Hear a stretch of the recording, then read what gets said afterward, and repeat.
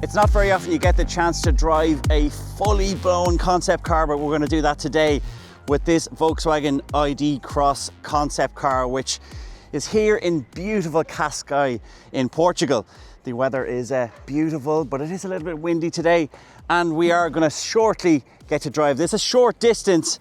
And it is a car we first saw in the Munich Motor Show, and it's a really beautiful concept car and very close, I believe, to the production vehicle. We'll talk to designer Andy Mindt very shortly. So we've got about a 4.1 meter car. It's got two trunks. It's got a frunk at the front with 25 litres, and at the back there's 450 litres of boot space. So a nice compact design, but because electric vehicles have their batteries on the floor, you can do much more with the interior space of a very spacious car inside. So at the back, 450 litres of boot space, which is really generous for a car of this size and wheelbase. Plus, it looks like we're going to have some interior power supplies as well, 12 volt and 230 volt indicated here as well. Plus under here there will be more space too, probably for either cables or for a spare wheel. Some really generous space in the back here, especially given that this is a compact electric vehicle. That flat floor design means there's plenty of knee room and headroom as well. Beautiful panoramic sunroof in this car as well.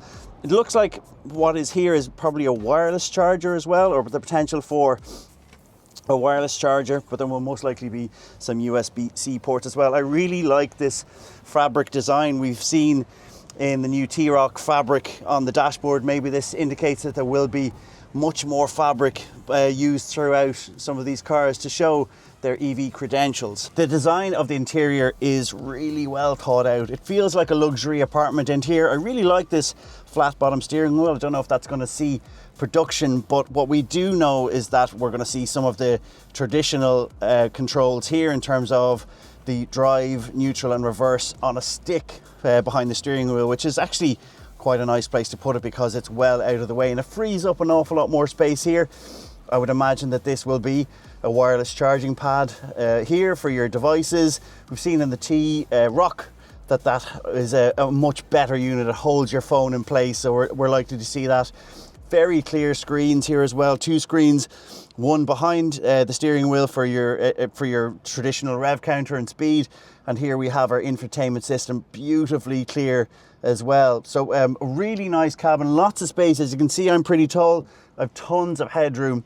So this is probably going to be one of the best selling EVs of the next couple of years when it does go into production, because it just does everything just the way you would want it. And now something few people get to do, actually drive a concept car.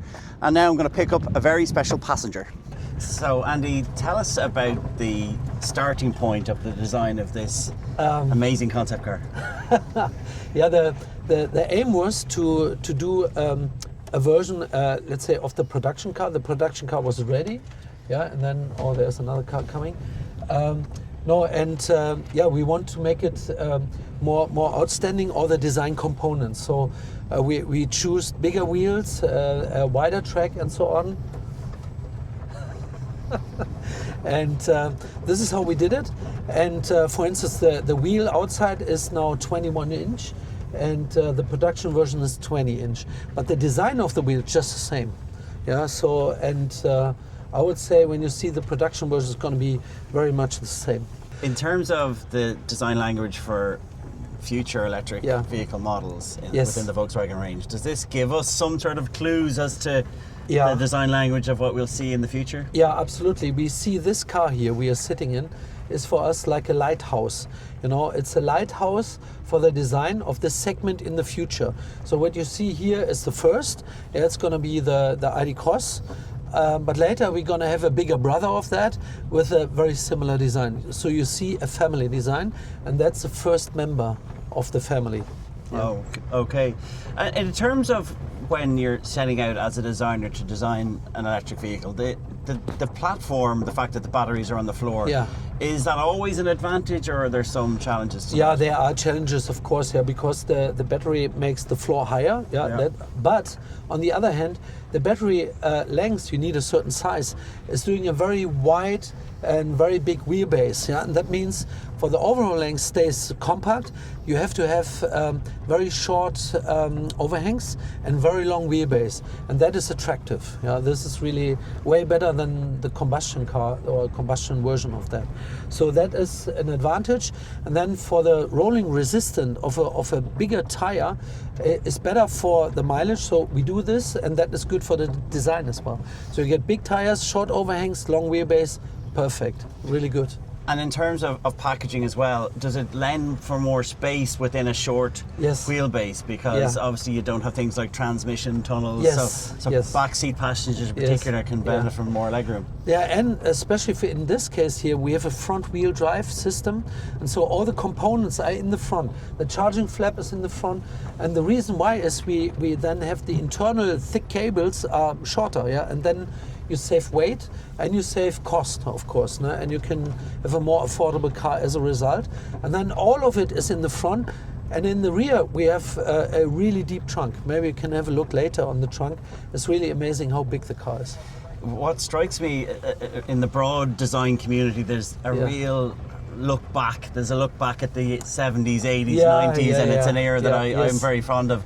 Is this something that is appealing to the Volkswagen brand, and is it, because cars like the ID for everyone, it's a modern car, but it has some retro styling features. Let's say we try to avoid the retro features, because we're looking into the future, we're looking forward, of course. But the values of Volkswagen from the past, they are nice. We said it needs to be stable, it needs to be likable, and it have to have secret sauce. When you look at the Beetle, it was like this. The Beetle was friendly. The Beetle was very stable, reliable, and that was founding the values of Volkswagen. And so we said, let's analyze that and keep the values, but then make a modern design on top of that. And then you end up with cars like this one or like the ID Everyone. This is automatically coming. But it's not of looking back, it's looking like how to do a proper Volkswagen. What do you have to do to turn a Volkswagen into a Volkswagen? And we came over rather design values first, and then we made the sketching, and then we did the design for the car. And this is how we designed this car as well. Okay.